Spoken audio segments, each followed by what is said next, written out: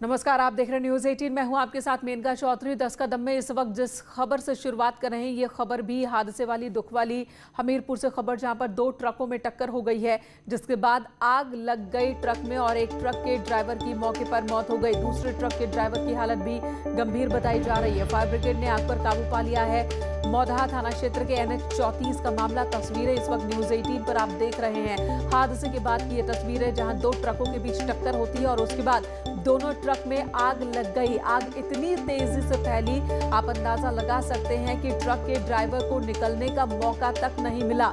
एक truck driver की इसमें मौत हो गई है, दूसरे ट्रक ड्राइवर की स्थिति भी गंभीर बताई जा रही है।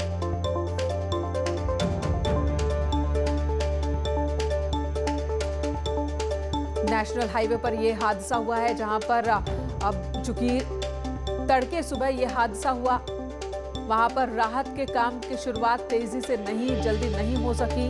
और ये देखिए कि इस हादसे में दोनों ट्रक पूरी तरह से झुलस गए, जल गए हैं। और माफ कीजिएगा, ट्रक का ड्राइवर एक जिसकी मौत हो गई और दूसरा ड्राइवर भी झुलस गया है।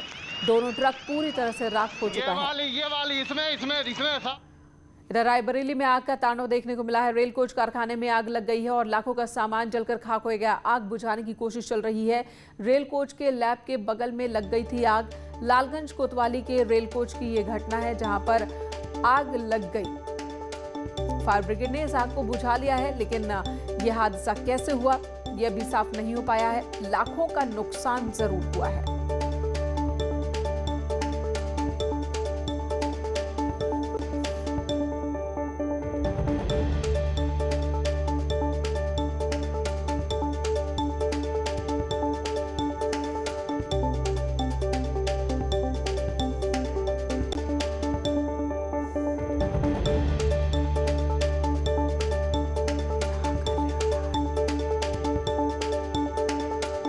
तस्वीर इस वक्त न्यूज 18 पर आप देख रहे हैं, जहां पर रेल कोच में आग लगी है। लाखों का नुकसान हुआ है आगजनी में और इस आग पर अब काबू पा लिया गया है, लेकिन हादसा कैसे हुआ, आग कैसे लगी, यह भी साफ नहीं है।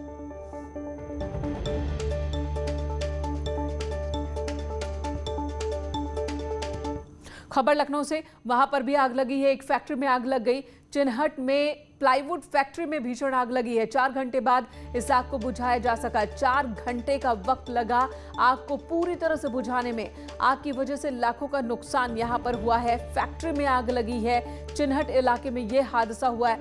आग के धधकने की तस्वीरें इस वक्त आप देख रहे हैं और इस आग पर काबू पाने में 4 घंटे का वक्त लग गया। प्लाईवुड फैक्ट्री में आग लगी, चूंकि लकड़ियां थी यहां पर, जिसकी वजह से आग तेजी से फैलती चली गई। यह बचा है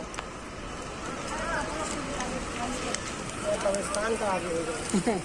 कब्रिस्तानों में इतनी तेज नहीं जल।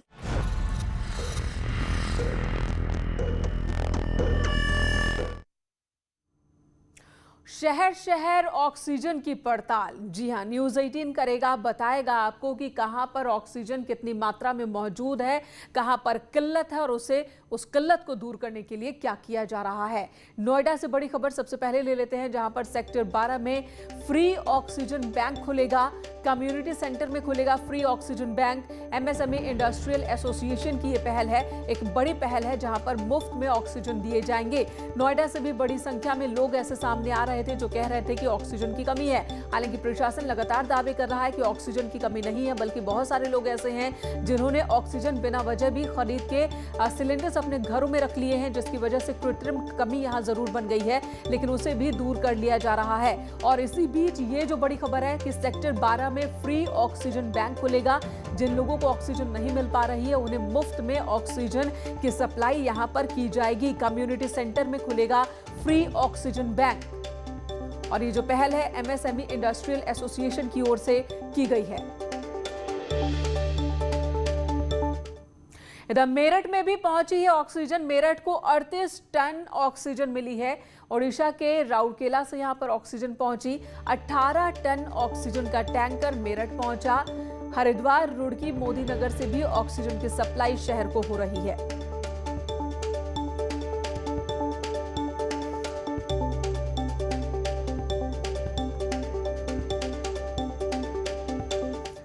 और ऑक्सीजन की किल्लत को दूर करने के लिए सरकार लगातार कोशिश कर रही है। सरकार के प्रयासों का कितना असर दिख रहा है, अस्पतालों में मरीजों को कितनी राहत मिल रही है, जानने के लिए अलग अलग शहरों से जुड़े हैं हमारे सहयोगी, उनका रुख कर लेंगे। कानपुर से श्याम तिवारी हमारे साथ मौजूद है, जौनपुर से मनोज के हमारे साथ जुड़े हैं, जौनपुर का हाल मनोज बताएंगे। तो वहीं मेरठ से उमेश श्रीवास्तव हमारे साथ जुड़ेंगे और उमेश बताएंगे कि मेरठ में ऑक्सीजन की कितनी डिमांड इस वक्त है और कितनी सप्लाई हो रही है।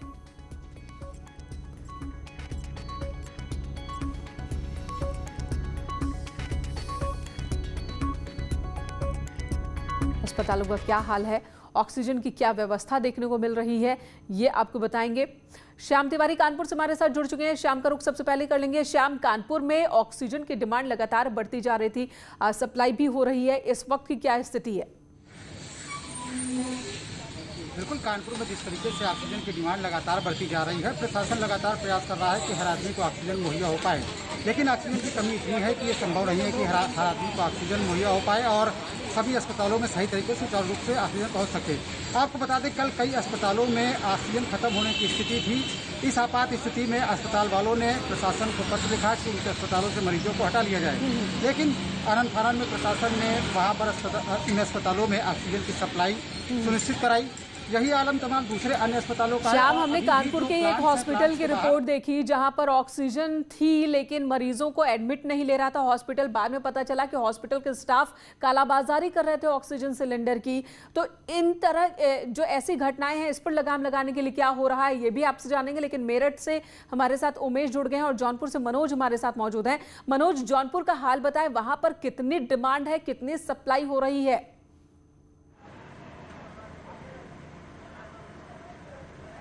देखिए, जौनपुर का हालात यह है ऑक्सीजन सिलेंडर को लेकर कि लगातार जिला प्रशासन जो है वो गंभीर है सिलेंडर की आपूर्ति के लिए। ऑक्सीजन की कहीं कोई कमी ना हो, चाहे वो जिला अस्पताल में बनाए L2 अस्पताल हो या फिर जनपद के अलग अलग इलाकों में बनाए गए कोरोना का हॉस्पिटल हो, वहाँ पर किसी तरह की कोई किल्लत ना हो पाए ऑक्सीजन सिलेंडर को लेकर।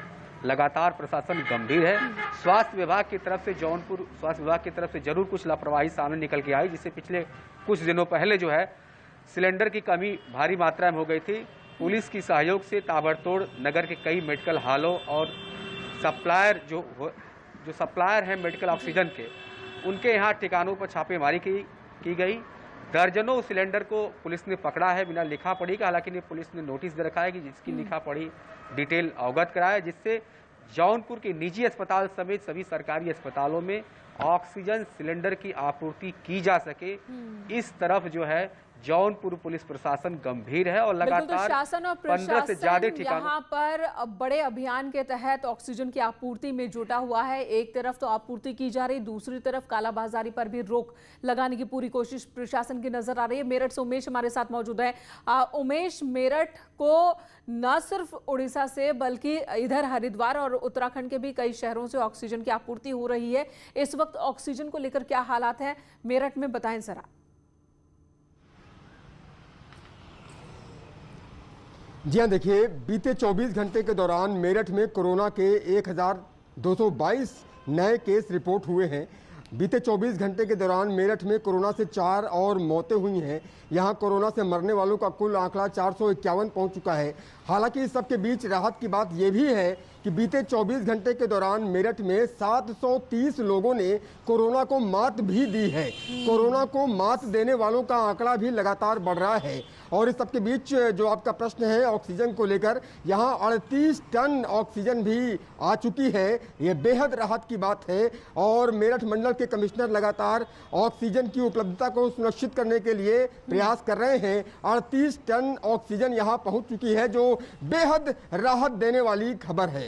इस सबके बीच मेरठ के कुछ होनहारों ने स्क्रैप से ऑक्सीजन बनाने की ठानी है। गौतम बुद्ध नगर में यहाँ के युवाओं ने एक प्लांट लगाया है जिसमें देश भर से स्क्रैप इकट्ठा किया गया और उस स्क्रैप से ऑक्सीजन प्लांट तैयार किया गया। और यही नहीं, तकरीबन हम देख रहे हैं कि हर तरफ इस तरह के कोरोना वॉरियर्स सामने आ रहे हैं और जैसी क्षमता उस तरीके से मदद कर रहे हैं ताकि इस कोरोना को हराया जा सके।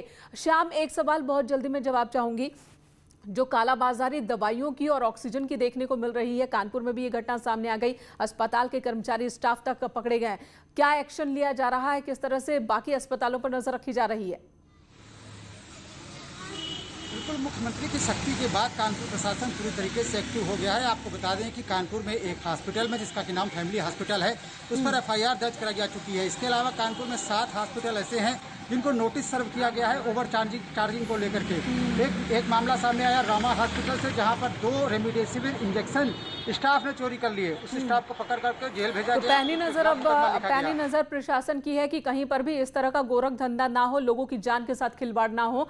धन्यवाद आप सभी का पूरी जानकारी हम तक पहुंचाने के लिए। हर जान कीमती है, सरकार यही कह रही है और यही कोशिश सरकार की कि हर एक जान को बचाया जा सके। इधर झांसी से खबर, जहां पर डीएम ने मेडिकल कॉलेज के L3 वार्ड का औचक निरीक्षण किया। पीपी किट पहनकर डीएम कोविड वार्ड पहुंचे और इस दौरान उन्होंने कोरोना पेशेंट से व्यवस्थाओं को लेकर जानकारी भी ली, जिसके बाद 8 डॉक्टर्स को L3 में अटैच कर दिया गया। कोविड वार्ड के बाहर सेक्टर मजिस्ट्रेट की भी तैनाती की गई है। जिला अस्पताल में और मेडिकल कॉलेज में जो अनुपस्थित पाए गए कर्मचारी हैं, उनके खिलाफ क्या दंडात्मक कार्रवाई करना है, अभी हम लोग ने तय किया था। मुख्य रूप से जिला अस्पताल में 8 डॉक्टर्स पॉजिटिव पाए गए हैं और 2 एनेस्थेटिस्ट पॉजिटिव पाए गए हैं और बहुत सारे हमारे वार्ड बॉयज़ हैं, वो ये पॉजिटिव होने की वजह से क्वारंटाइन पे जो चले गए थे। इनके संबंध में एक विशेष पॉलिसी बनवा के सरकार की तरफ से हम लोग क्या सुविधा दे सकते हैं और इन लोगों को मोटिवेट करके कैसे हम लोग जिला अस्पताल में तैनात कर सकते हैं, उसका निर्णय लिया था। और ये निर्णय फाइनलाइज हुआ था कि जिला अस्पताल की सारी स्टाफ को हम मेडिकल कॉलेज के अधीन बनाएंगे और मेडिकल कॉलेज को अटैच भी कर लेंगे, ताकि जिला अस्पताल और मेडिकल कॉलेज दोनों संयुक्त रूप से काम करेंगे। इसमें कोई शक नहीं कि कोरोना की दूसरी लहर बहुत ही खतरनाक है, लेकिन यह भी एक सच्चाई है कि पूरे देश में कोरोना के खिलाफ जंग छिड़ गई है, जिसमें रिलायंस फाउंडेशन भी बढ़ चढ़कर अपनी हिस्सेदारी, अपनी भागीदारी निभा रहा है। न सिर्फ ऑक्सीजन बल्कि अस्पताल की व्यवस्था करके भी लोगों की जान बचाने की मुहिम में जुटा हुआ है। RIL का हाथ देश के साथ। मौत नहीं, अब जिंदगी की बात। ऑक्सीजन भी, अस्पताल भी। कोरोना की जंग में RIL। जब अपनों का है साथ, फिर डरने की क्या बात। हम बात कर रहे हैं पूरे देश में कोरोना के खिलाफ चल रही दूसरी लड़ाई की, जिसमें रिलायंस फाउंडेशन ने भी अपनी कमर कस ली है। इस लड़ाई को जीतने का सबसे बड़ा हथियार है अस्पताल, ऑक्सीजन और इंजेक्शन। तो पहले बात अस्पताल की। रिलायंस फाउंडेशन ने मुंबई में 875 कोविड बेड्स का संचालन अपने हाथों में ले लिया है।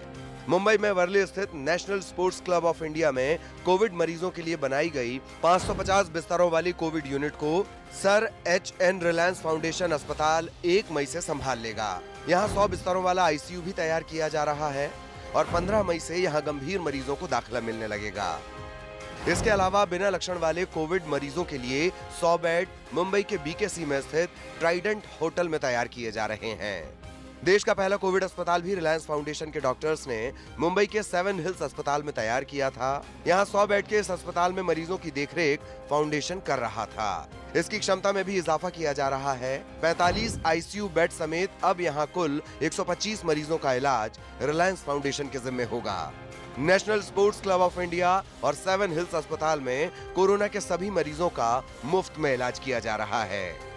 रिलायंस फाउंडेशन ने कोविड मरीजों के इलाज के लिए जो नए कदम उठाए हैं, उनके बारे में संस्था की चेयरपर्सन श्रीमती नीता अंबानी ने कहा, रिलायंस फाउंडेशन हमेशा देश की सेवा में सबसे आगे रहा है और ये हमारा कर्तव्य है कि महामारी के खिलाफ इस लड़ाई में हम भारत का साथ दें। मरीजों को बेहतरीन चिकित्सा सेवा प्रदान करके हमारे डॉक्टरों और फ्रंट लाइन स्टाफ ने अपने अथक प्रयासों से अनेकों मरीजों की जान बचाने में मदद की है। सर HN रिलायंस फाउंडेशन अस्पताल मुंबई शहर में कोविड मरीजों के लिए कुल 875 बिस्तरों का प्रबंधन करेगा। अब बात ऑक्सीजन की, तो रिलायंस इंडस्ट्रीज लिमिटेड के जामनगर रिफाइनरी में हर दिन 700 टन से ज्यादा मेडिकल ऑक्सीजन का उत्पादन किया जा रहा है। ये ऑक्सीजन कोविड-19 से प्रभावित राज्यों को मुफ्त दी जा रही है। कोरोना संक्रमण से जूझ रहे गुजरात, महाराष्ट्र और मध्य प्रदेश समेत कई राज्यों को यहाँ से ऑक्सीजन पहुँचाई जा रही है। संस्था की चेयरपर्सन श्रीमती नीता अंबानी ने कहा, हम गुजरात, महाराष्ट्र, दिल्ली, मध्य प्रदेश, राजस्थान, उत्तर प्रदेश और दमन दीव और नगर हवेली को 700 मीट्रिक टन ऑक्सीजन रोज मुफ्त में उपलब्ध करा रहे हैं। ऑक्सीजन का प्रोडक्शन और भी बढ़ाने की कोशिशें जारी है। इस खराब दौर में भारत और मुंबई की मदद के लिए हम प्रतिबद्ध हैं।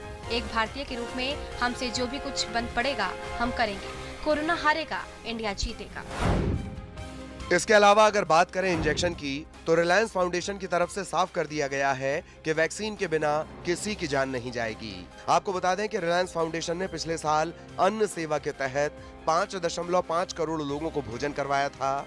ये मुश्किल वक्त में दुनिया का सबसे बड़ा भोजन देने वाला कार्यक्रम था। अब एक बार फिर कोरोना के खिलाफ लड़ाई में रिलायंस फाउंडेशन देश के साथ खड़ा है ताकि देश को जिताया जा सके। Bureau report, news 18 network. ब्रेक के लिए रुकेंगे, तुरंत लौटते हैं।